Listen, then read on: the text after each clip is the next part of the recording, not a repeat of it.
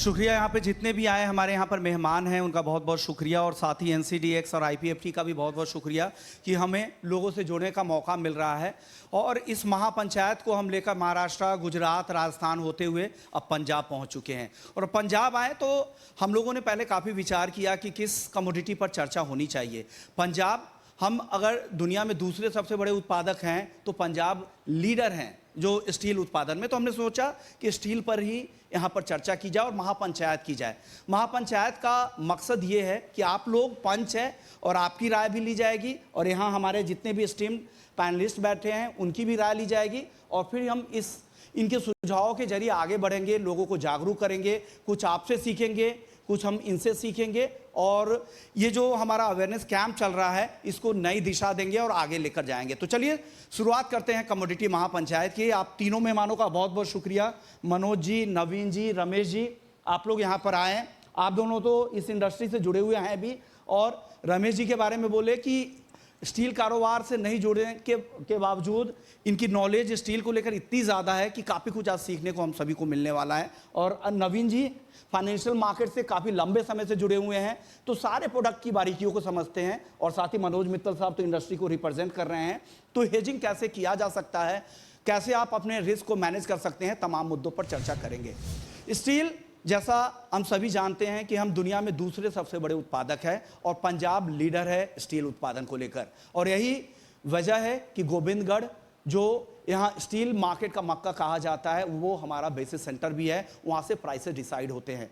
Steel की कीमतों की अगर आप बात करें तो हर महीने सामान्य स्थिति में भी 10% तक के उतार चढ़ाव दिख ही जाते हैं, यानी आपके पास 10% का रिस्क रहता है भाव ऊपर या नीचे जाने का। लेकिन उस रिस्क को सिर्फ आधे 1% बचाने के चक्कर में आप उसे ओपन छोड़ देते हैं। तो हमारी कोशिश यही है कि उसे ऐसा खुला ना छोड़े और रिस्क मैनेजमेंट की अहमियत को समझे। अगर लॉन्ग टर्म के लिए आपको कारोबार करना है तो आपको रिस्क मैनेज करना सीखना होगा, आपको अपना मार्जिन बनाए रखना होगा, तभी आप बिजनेस में लंबी अवधि तक टिक पाएंगे। सबसे शुरुआत करेंगे रमेश जी से ही। रमेश जी, सबसे पहले स्टील कारोबारियों के लिए आप रिस्क मैनेजमेंट की अहमियत बता दीजिए, क्योंकि जिस तरह का वॉलेटाइल मार्केट है, ग्लोबल ग्रोथ का बैरोमीटर माना जाता है स्टील इंडस्ट्री में, और हर डेटा के आधार पर यहाँ पर कीमतों में उतार चढ़ाव देखने को मिलती है, तो उनके लिए अहमियत बताइए रिस्क मैनेजमेंट की। धन्यवाद विश्व मोहन जी, और दोबारा एक और बार मैं NCDX, IPFT और ET Now की तरफ से आप सभी महानुभावों को, और मैं सहयोगी पैनलिस्ट और ET Now के एडिटर जो है उनको भी मेरा नमस्कार, सत श्री अकाल। देखिए, आपने बिल्कुल एक मुद्दे की बात छेड़ ली है विश्व मोहन जी, कि अभी जैसे अधीश जी ने भी कहा पहले कि बेस मेटल्स ऐसी एक सेगमेंट है जहां पर हेजिंग की एक परंपरा चलती आ रही है। या अगर आप सोने चांदी की व्यवस्था देखें, खैर सोने चांदी काफ़ी न्यूज़ में है वैसे इन दिनों, लास्ट 2-3 दिन से खास तौर पे, लेकिन अगर ये सब कमोडिटीज़ के बारे में अगर इनकी एक तरीके का एक कार्यप्रणाली देखें तो हमें यही देखने को मिलता है कि हेजिंग की इस इंडस्ट्रीज में काफ़ी एक परंपरा रही है, क्योंकि इसका ये कारण है कि इंटरनेशनल बाजारों में अगर देखें तो इस तरह की व्यवस्थाएं उपलब्ध हैं, इस तरह के विकल्प हैं। लेकिन स्टील के बारे में अगर कही जाए, बिल्कुल आपने एक बात कही कि भारत स्टील का सबसे बड़ा दूसरा उत्पादक है और सबसे बड़ा दूसरा खपत करने वाला देश भी है। मैंने ये भी एक और बात अपने को ध्यान में रखना चाहिए, उत्पादक के अलावा खपत भी भारत में दूसरा है चीन के बाद। हालांकि चीन और भारत में गैप बहुत ज़्यादा है आज के वर्तमान में, लेकिन जिस तरीके से हमारे वर्तमान सरकार ने कई सारे एम्बिशियस टारगेट्स रखी हैं स्टील के लिए, माने उन्होंने लगभग 300 मिलियन मेट्रिक टन की प्रोडक्शन सन 2030 तक रखे हैं। वर्तमान में ये मेरे ख्याल में 150 मिलियन टन के आसपास है, माने एक तरीके का डबल द प्रोडक्शन अगले मैं कहूँगा 6 साल में। और अगर 300 मिलियन मेट्रिक टन की उत्पादक है तो खपत भी मेरे ख्याल में 250 तो कम से कम रहेगा, 250-275 तो रहेगा ही, जो आंकड़े हमारे सामने आ रहे हैं कम से कम। तो अगर इस तरह की इस मात्रा की अगर खपत और उत्पादक को देखें और जिस तरीके का उतार चढ़ाव देखें भावों में, अभी जैसे वर्तमान में अगर देखें तो स्टील लगभग पिछले 2 साल के निचले स्तर पर है ना। जिस तरीके का स्टील में कोरोना काल के बाद एक तेजी आई थी, तेजी देखने को मिला। मंडी गोविंदगढ़ लगभग 60-62 हज़ार रुपीस मेट्रिक टन की बिलेट की भाव थी, और वो अभी वर्तमान में 42,000 के आसपास मंडरा रही है, 42,500 के आसपास, अगर अभी के बाजार की स्थिति देखें तो। इस तरीके का अगर जो मूवमेंट आती है, और खासतौर पर लुधियाना की काफी अहम भूमिका है, क्योंकि एक तो है कि मंडी गोविंदगढ़ बिल्कुल 51 किलोमीटर ही है यहाँ से, वो है, और लुधियाना की भी अपनी ओन इंडस्ट्री है। लुधियाना दो चीज के लिए माना जाता है, एक तो है इंजीनियरिंग, आयरन एंड स्टील, और तीसरा टेक्सटाइल। यानी आप सभी ये बात से तो सहमत रहेंगे। तो जहां तक स्टील की बात है, इस तरीके का उतार चढ़ाव होता है बाजार में। और स्टील की अगर खास तौर देखें, मैं एक छोटी सी पहलू भी आपके सामने रखना चाहूंगा। अगर स्टील इंडस्ट्री का अगर एक स्ट्रक्चर देखें तो दो तरीके के पार्टिसिपेंट्स हैं। एक तो है कि जो बड़े प्लेयर्स हैं, मेन, जिसको मेन इंटीग्रेटेड प्लेयर्स कहते हैं, जिसे अपने उदाहरण के तौर पर लेके steel authority of India limited, Tata steel या जिंदल, जेएसडब्ल्यू, जेएसपीएल, ऐसे बड़े प्लेयर्स हैं जो जिनकी अपनी प्रोडक्शन कैपेसिटी ह्यूज है और जिनको एक तरीके का एक नेचुरल हेज मिल जाता है बाजार में, क्योंकि इनके पास अपनी खनी है, या तो खनी है या कोयले का सप्लाई अरेंजमेंट है, जिससे एक दिशा में कम से कम वो सिक्योर है। लेकिन दूसरी तरह देखें तो कम से कम 50-60% का उत्पाद जो होता है वो एमएसएमई सेक्टर में होता है, जिसको हम लोग सेकेंडरी स्टील सेक्टर के नाम से जानते हैं। क्योंकि सेकेंडरी स्टील सेक्टर एक ऐसी सेक्टर, जैसे लुधियाना के फोकल पॉइंट है, वहां पे सेकेंडरी सेक्टर मौजूद है स्टील के, और साथ साथ मंडी गोविंदगढ़ तो पूरा सेकेंडरी सेक्टर से ही भरा हुआ है। तो अगर ऐसे लोकेशंस में देखें तो कई सारे छोटे छोटे भट्टियां हैं, छोटी छोटी रोलिंग मिल है, छोटे छोटे कारखाने हैं, जो बेसिकली जिनको ये जोखिम के बिल्कुल शिकार है, जो भाव के जो जोखिम है, जो प्राइस रिस्क है, बिल्कुल शिकार है। क्योंकि इनके पास अपनी रॉ मटेरियल के भी प्राइस की कंट्रोल नहीं है, और इनके पास अपने उत्पाद की जो प्रोड्यूस करते हैं उसके फिनिश गुड्स के प्राइसेस के दामों पर भी इनका कोई नियंत्रण नहीं है। तो दोनों तरीके से फंस रहे हैं। वेरस अगर आप बड़े प्लांटों को देखें, मैं थोड़ा समय ज़्यादा लूंगा क्योंकि मैं चाहता हूं कि थोड़ा कॉन्टेक्स्ट बने, लोगों को समझ में आए कि क्या है करके। अगर आप बड़े प्लांटों को देखें तो एक तरफ से तो वो अपने प्राइस का प्रोटेक्शन है, क्योंकि उनके पास अपनी खनी है, माइन है, कोल माइन है, आयरन ओर माइन है। सिर्फ उनको फिनिश प्रोडक्ट के दामों पर उनका कंट्रोल नहीं है पूरी तरह से। लेकिन अगर छोटे और मध्यम वर्गीय उद्योग में अगर आप देखें, जिसको अपन सेकेंडरी सेक्टर भी कहते हैं, तो रॉ मटेरियल और फिनिश गुड्स दोनों के स्तर पर उनके पास कोई प्राइस प्रोटेक्शन नहीं है। तो आप मान के चलिए कितनी जोखिम पे हैं ये लोग। माने जो इंडस्ट्री अपनी रॉ मटेरियल का प्राइस भी नहीं कंट्रोल करता, फिनिश का भी प्राइस कंट्रोल नहीं करता, मान के चलिए उनके कन्वर्शन पे क्या असर होता होगा। क्योंकि हर कोई इंडस्ट्री कन्वर्शन के लिए काम कर रही है।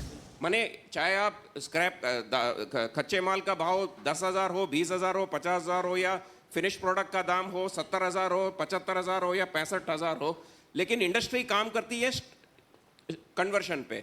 तो जिस हिसाब से उतार चढ़ाव होता है रॉ मटेरियल और फिनिश प्राइसेस में, तो उस तरीके का कन्वर्शन का एक मार्जिन सिक्योर करना बहुत एक अहम बात है।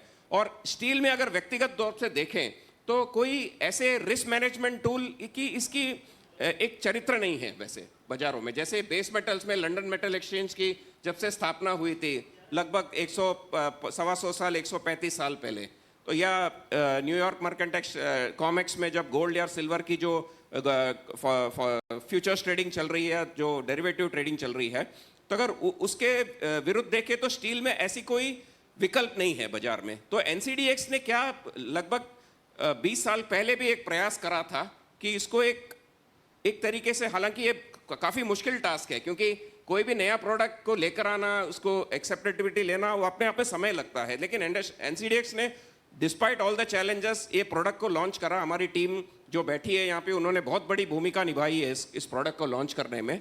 और साथ साथ मैं यही समझूंगा कि मेरी इंडस्ट्री और उद्योग और व्यापार से जो जुड़े हैं स्टील में खास तौर पे, उनसे यही गुजारिश है कि जैसे विश्वमोहन जी आपने कहा, 1 रुपया बचाने के लिए आप 100 रुपया जोखिम में डाल रहे हो अभी, तो इस प्रोडक्ट को थोड़ा सीरियसली देखें। इस जो टूल है, जो स्टील फ्यूचर्स के रूप में जो टूल की उपलब्धि है एनसीडीएक्स में वर्तमान में, उसको थोड़ी सीरियसली देखें, उस पर वॉच करें और उसका उपयोग करें। जैसे जैसे अपने को इसका समझ में आता है उसका उपयोग भी अवश्य करें। तो ये 2-4 बातें मैं आपके सामने रखना चाहूँगा।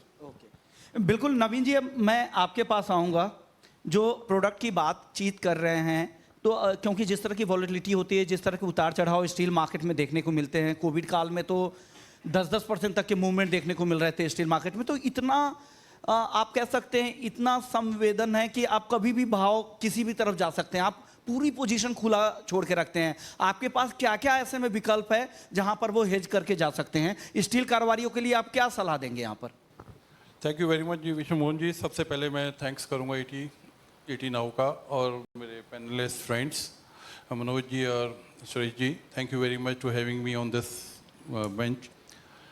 सर बिल्कुल आपने ठीक कहा कि आजकल कमोडिटीज़ के अंदर इतनी ज़्यादा वोलेटिलिटी चल रही है कि संभालना मुश्किल हो जाता है। तो इसमें सबसे बढ़िया चीज़ जो मुझे नज़र आई है एनसीडीएक्स के अंदर, अगर हम स्टील की बात करते हैं, स्टील में जैसे कोविड के टाइम में एकदम से शूट कर गया था, प्राइसेस शूट कर गई, उसके बाद अब प्राइसेस बहुत नीचे चली गई हैं। तो उसमें क्या होता है कि छोटो कारोबारी के लिए बहुत दिक्कत हो जाती है अपने आप को संभालने के लिए कि क्या करा जाए। तो उसमें सबसे बेस्ट हमें ये विकल्प लगा था वो ये है एनसीडीएक्स के अंदर हम उसको हेज कर सकते हैं अपनी पोजीशंस को। ये जो स्टील मैन्युफैक्चरर्स हैं उनके लिए नहीं बल्कि सभी जो स्टील अल्टीमेटली यूज़ कर रहे हैं वो उसको एक हेजिंग मैकेनिज्म के तौर पे हम इसको इस प्लेटफॉर्म को यूज़ कर सकते हैं। और there are lot of people जो बड़े लोग हैं, काफ़ी काम कर रहे हैं इंडस्ट्री के, जो इसमें अपनी पोजीशंस को हेज करके चलते हैं। क्योंकि कमोडिटी एक ऐसी चीज़ है जिसके अंदर कंट्रोल नहीं है किसी का भी। जैसे कि हमने देखा कि पीछे जब सबसे बड़ा मतलब खपत जो होती थी स्टील की चाइना में हो रही है या इंडिया में हो रही है, तो चाइना में ऑल ऑफ ए सडन एकदम से डिमांड कम हो गई। तो उसको संभालने के लिए प्राइसेस क्रैश हुए यहाँ पे, तो संभालने के लिए अपने को हेजिंग के लिए कोई ना कोई टूल चाहिए। सो हमने जब देखा काफ़ी लोग जो ट्रेड कर रहे थे उन्होंने अपनी पोजीशंस को हेज करा और उनको जो लॉसेस थे वो उन्होंने अपने मिनिमाइज़ कर लिए इस तरह से। तो दैट इज़ वन। दूसरा ये है कि इसके अंदर कुछ प्लेयर्स हैं जो मैन्युफैक्चरर्स हैं, स्टील मैन्युफैक्चरर्स हैं, उनके लिए भी बहुत बढ़िया है। उनको इसमें स्टील के अंदर अपने हेज करते हैं पोजीशन, हेज करने के साथ उनको कुछ ना कुछ उसके प्रोडक्शन के ऊपर जो उन्होंने अमाउंट लगाया उसका उसके ऊपर बदला भी मिलता है, अच्छा मिल रहा है इसके अंदर। They are getting good returns on that also. तो जो स्टील मैन्युफैक्चरर्स हैं उनके लिए सबसे बड़ी प्रॉब्लम जो दिखती है आज की डेट में, मनोज जी आप उसमें बेटर होंगे बताने कि उनको आगे बायर नहीं मिलता समटाइम्स मैन्युफैक्चर को। बिल्कुल। तो ये बहुत बड़ी प्रॉब्लम आती है एक। जी बिल्कुल सही कहा नवीन जी आपने। लेकिन जो रोलिंग मिल्स है, मान लीजिए आपको फ्यूचर्स में माल खरीदना हो, कोई भी स्टील के प्रोडक्ट्स खरीदने हो, बहुत सारे प्रोडक्ट्स ऐसे होंगे चाहे वो सेमी फिनिश्ड हो, फिनिश्ड हो या रॉ मटेरियल हो, जो स्टील के पूरे वैल्यू चेन से के जो भी प्रोडक्ट्स हैं, अगर वहाँ पर आपको फ्यूचर्स में खरीदना है तो आपके पास रिस्क क्या रहता है कि दाम कहीं बढ़ जाएगा तो क्या होगा, फिर वो मार्जिन पे हिट होगा। तो आप वहाँ पर कैसे अपनी पोजीशनिंग बना सकते हैं एक्सचेंज के प्लेटफॉर्म के जरिए, लॉन्ग पोजीशन के जरिए, अभी ही फ्यूचर्स के भाव लॉक कर दें। अगर भाव मान लीजिए अगर बढ़ गए तो आप वहाँ पे फ्यूचर्स में कमाई हो जाएगी, फिर और अगर यहाँ पर अगर भाव गिर गए तो आपको हाजिर के स्टॉक से कमाई हो। इस तरह के अपोजिट पोजीशन लेकर आप अपने पूरे रिस्क को कम कर सकते हैं।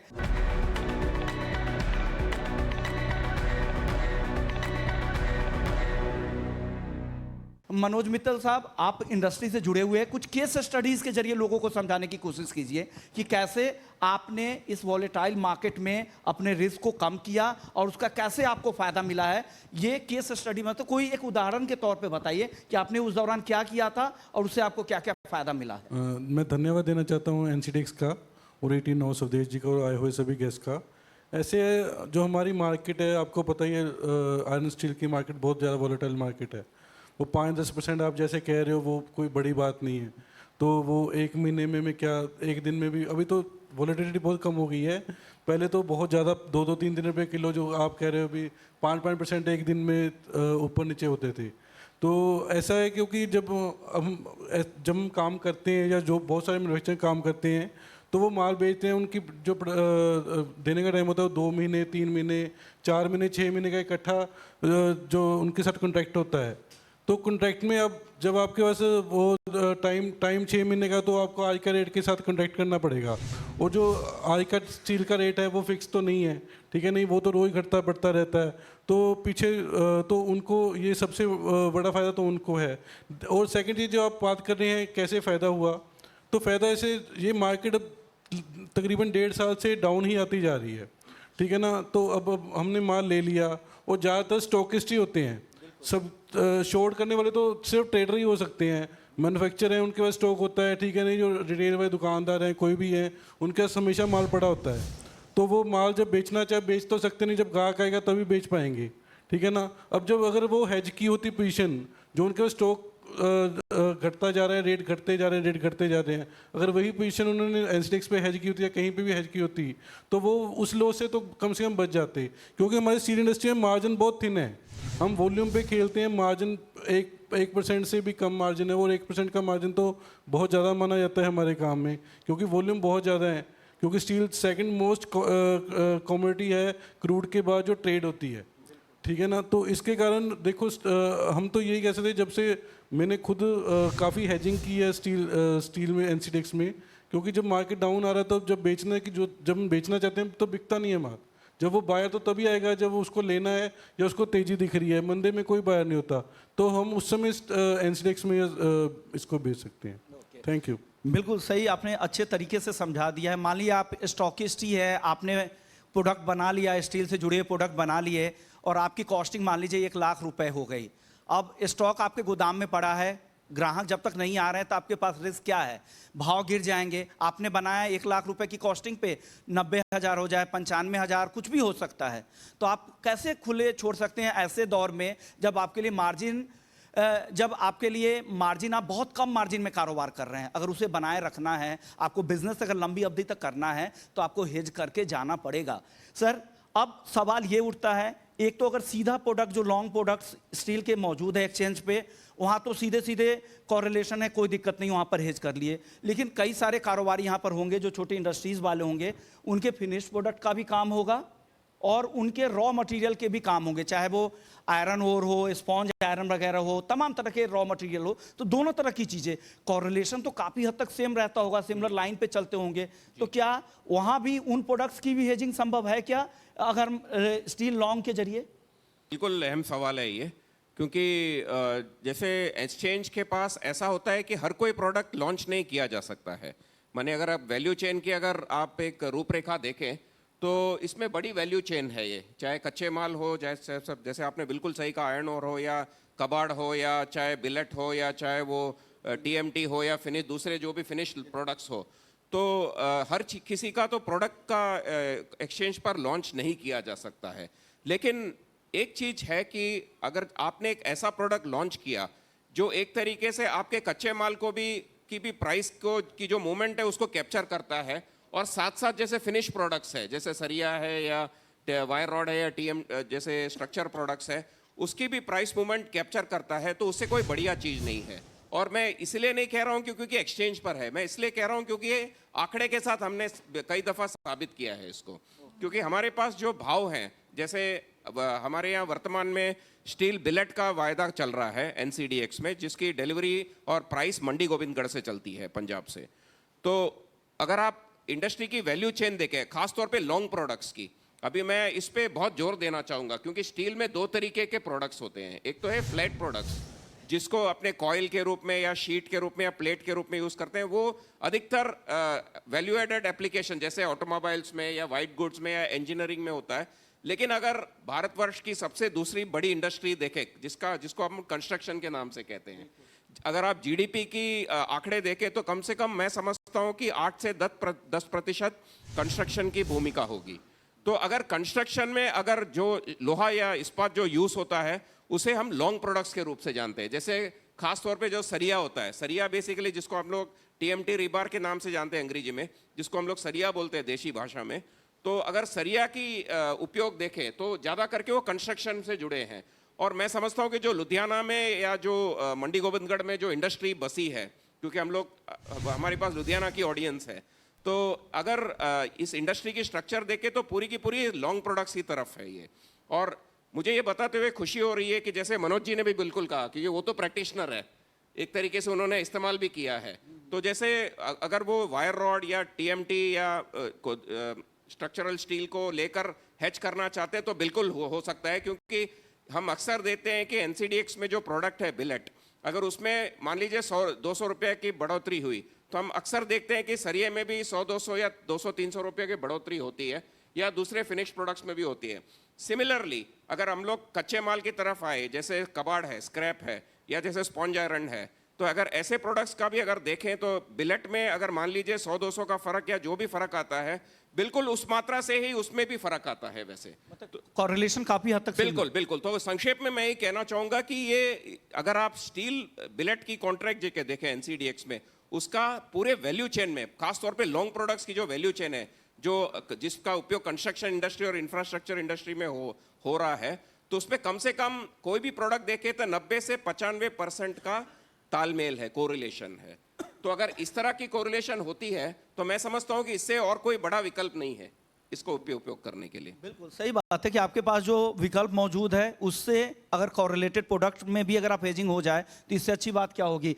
कितना कॉरिलेशन रहता होगा जो रॉ मटेरियल की अगर बात करें, स्क्रैप की अगर बात करें, क्या उसकी हेजिंग भी संभव है क्या स्टील लॉन्ग प्रोडक्ट्स के जरिए? कोरिलेशन तो 100% है, ऑलमोस्ट 100% ही कह सकते हैं। जितनी स्क्रैप बढ़ती है या जितनी इंगट बढ़ती है तो टीएमटी के रेट भी ऑलमोस्ट सेम ही बढ़ते हैं, क्योंकि वो सबकी रोलिंग फिक्स है या उनकी मैन्युफैक्चरिंग कॉस्ट फिक्स है। तो वो जितना इंगट बढ़ती है उस हिसाब से वो रेट बढ़ा लेते हैं, कितना इंगट बढ़ती है घटती है वो घटा लेते हैं। तो स्क्रैप वगैरह की वो पॉसिबल क्यों नहीं है, क्योंकि स्कैटर्ड प्रोडक्ट है, उसमें बहुत सारी क्वालिटीज़ आती हैं। वो कबाड़ आता है, अच्छी स्क्रैप आती है, मेल्टिंग स्क्रैप आती है, तो उसमें वो पॉसिबल नहीं है क्योंकि इसमें जो बिलेट है उसका स्पेसिफिकेशन है BIS का, तो हम वही बिलेट उन्होंने लॉन्च किया है, ठीक है नहीं। पर कबाड़ में आप क्वालिटी लगती है, जैसे फ्रेश स्क्रैप आती है, कम अच्छी आ गई, कोई कबाड़ आ गया, पाइप की स्क्रैप आ गई, तो वो पॉसिबल नहीं है। पर कोरिलेशन 100% है, ब्रेड के साथ सब, ब्रेड से ही सब कुछ चलता है, और ब्रेड का जो रेट होता है उसी से मार्केट खुलती है, उसी से रेट आगे डिसाइड होते हैं। ओके मनोज जी, आपने यहाँ पर हेजिंग की है, आप प्रैक्टिकली भी जानते हैं, केस स्टडी के जरिए आप बता भी रहे थे। अब मेरा अगला सवाल होगा, या लोग ये जानना चाह रहे होंगे कि अगर वो हेज करते हैं इस प्रोडक्ट में आकर तो उसकी कॉस्टिंग कितनी पड़ती होगी, उन पर कितना उनके मार्जिन पर कितना असर होगा, ओवरऑल कॉस्टिंग के बारे में अगर कुछ आसान भाषा में बता पाएं। कॉस्टिंग तो आजकल ज़्यादा नहीं पड़ती है। जो यहाँ पे कॉन्ट्रैक्ट है वो 10 रुपये टन की ब्रोकरेज, 10 रुपये टन की ब्रोकरेज, वो कुछ भी नहीं है, क्योंकि वो हेजिंग तो बहुत बड़ी है।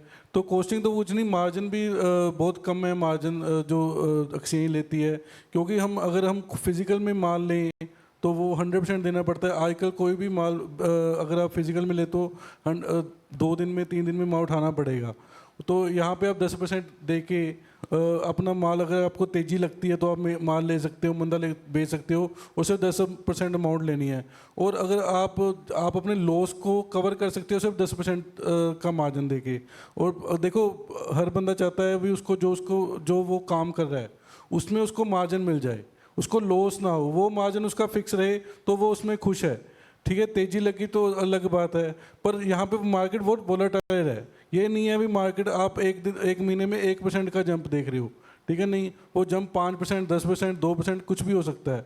तो उसको कवर करना मेरे ख्याल से ज़रूरी है। आप पूरी पोजीशन कवर ना करें, थोड़ी पोजीशन कवर कर लें, तो ये कॉस्टिंग ज़्यादा नहीं है, पर ये कवर करना मेरे ख्याल से ज़रूरी है। कवर करना ज़रूरी है, रिस्क मैनेजमेंट ज़रूरी है, क्योंकि आप फिजिकल में आपका कारोबार है, इसलिए उसके अगेंस्ट हेज कर रहे हैं। आप यहाँ पे स्पेकुलेशन नहीं करना है, आप यहाँ पे ट्रेड करने नहीं आ रहे हैं, आप अपने हाजिर के कारोबार को बचाने के लिए एक्सचेंज के प्लेटफॉर्म का इस्तेमाल कर रहे हैं। अब डिलीवरी की बात करते हैं। स्टील लॉन्ग प्रोडक्ट की अगर डिलीवरी की जाए तो एक्सचेंज के जरिए अगर वो कोई डिलीवरी लेना चाह रहा है तो उसकी प्रक्रिया क्या होती है और क्वालिटी पैरामीटर्स क्या होते हैं, उसके बारे में लोगों को बताएं रमेश जी। धन्यवाद विश्वमोहन जी। देखिए, बहुत एक और अहम मुद्दा आपने रखा है ऑडियंस के सामने, और वो है कि डिलीवरी की जो प्रक्रिया है यहाँ पर। क्योंकि देखिए, जैसे हम लोग जानते हैं कि जब तक कॉन्ट्रैक्ट में डिलीवरी नहीं होती है तो उसकी जो प्राइस डिस्कवरी की जो कार्यप्रणाली है उस पर हमेशा एक शंका से देखा जा सकता है। खासतौर पे अगर अक्सर यही देखा जाता है कि जहाँ पर डिलीवरी होती है, माने अंततः अगर मान लीजिए एक्सपायरी पे, मिति पे अगर डिलीवरी होती है, तो एक तरीके का वो जो प्राइस डिस्कवरी का प्रोसेस है उसको मैंने अच्छी रूप से वैलिडेट कर देता है। तो इसलिए डिलीवरी की अहम भूमिका है यहाँ पर। और मुझे बताते हुए बहुत खुशी होती है यहाँ पे कि हमारे कॉन्ट्रैक्ट में वर्तमान में हमारे पास एक डिलीवरी सेंटर है, वो है मंडी गोविंदगढ़ में, जो बिल्कुल यहाँ से 50 किलोमीटर से भी कम दूरी पर है वैसे लुधियाना शहर से। और जैसे अधीश जी ने भी, मेरे कलीग अधीश जी ने भी पहले कहा था कि मंडी गोविंदगढ़ को एक तरीके का पहले एशिया में तो है ही, लेकिन इंडिया में खास तौर पे बहुत अहम मार्केट है, क्योंकि मंडी गोविंदगढ़ अगर मान लीजिए थोड़ा छींक लेता है तो बाकी बाजारों में भी उस छींक का कुछ असर पड़ता है। वैसे ये क्योंकि मंडी गोविंदगढ़ में जो तेजी मंदी होता है उस बिल्कुल उसी समान दूसरे बाजारों में भी, जैसे रायपुर है या दुर्गापुर है या बॉम्बे है या कई सारे दूसरी मंडियां हैं, तो वहां पर भी उसी प्रकार के तेजी मंदी देखने को मिलता है। तो अगर जहां तक डिलीवरी की बात है, अभी हमारे पास जो कॉन्ट्रैक्ट की जो ग्रेड है वो है बिलेट की, माइल्ड स्टील बिलेट। तो इसकी डिलीवरी बिल्कुल संभव है मंडी गोविंदगढ़ में। और मुझे बताते हुए ये भी खुशी होती है कि हमारी कॉन्ट्रैक्ट की जो धारा है, गुणवत्ता की जो धारा है, क्वालिटी की जो धारा है, वो है BIS की रूप में, ब्यूरो ऑफ इंडियन स्टैंडर्ड्स की जो 2830 और 2831 ग्रेड की जो क्वालिटी हमने रखा है बिलेट का, तो उसी की डिलीवरी की लेन देन हो जाती है। और ख़ास तौर पर मुझे ये भी बताते हुए खुशी होती है कि पिछले 1-1.5 साल से, जबकि कॉन्ट्रैक्ट की हमने पुनर्स्थापित किया इस कॉन्ट्रैक्ट को, तो हमने लगभग 2500 से 3000 टन की डिलीवरियां हमने एक्सचेंज के वेयरहाउस में देके हैं। और इससे चलते चलते कुछ एक फर्नेसेस है जो छोटे भट्टियां चलाते हैं, जिनका प्रोडक्शन 200-300 टन है या जिनको हैच करना है, तो उन्होंने इस चीज़ का काफ़ी फ़ायदा उठाया है। नॉट ओनली उन्होंने फ़ायदा उठाया, जिनको खरीदना है, मान लीजिए जिनको पढ़ते में दिख रहा है ये खरीदने के हिसाब से, तो उन्होंने भी बाई करके इस प्रोडक्ट को अपनाया है एक्सचेंज के वेयरहाउस से। और ये भी बताते हुए खुशी होती है कि जो भी डिलीवरियां यहाँ पे लगी है या उठी है, उसमें कोई क्वालिटी की कोई समस्या नहीं आई है। कोई भी प्रोडक्ट, कोई भी फाइनेंशियल प्रोडक्ट अगर इस्तेमाल करना चाह रहे हैं तो सबसे पहले खुद की रिसर्च करें, खुद की स्किल सेट बनाएं, पढ़ें, एक्सचेंज के प्लेटफॉर्म पे जाएं, पूरी जानकारी, पूरी डिटेल्स रहती है हर प्रोडक्ट के बारे में। धीरे धीरे पढ़ें, प्रोडक्ट के बारे में एक एक बातें जानें, उसके बाद आप एंट्री करें। पहले सीखें, फिर ट्रेड करें, फिर पार्टिसिपेट करें, तब आपको कोई आसानी नहीं होगी। सारी कॉन्ट्रैक्ट की एक एक बातें, एक एक डिटेल्स वहाँ पर मौजूद रहती है, चाहे वो क्वालिटी को लेकर हो, डिलीवरी डिपॉजिट को लेकर हो, या फिर कॉन्ट्रैक्ट में ट्रेड को लेकर हो। और फिर किसी रजिस्टर्ड ब्रोकर के साथ मिलकर आप अपने ट्रेडिंग लाइफ की, इन्वेस्टमेंट लाइफ की शुरुआत कर सकते हैं। इसी नोट के साथ कमोडिटी महापंचायत को यहीं समेटते हैं।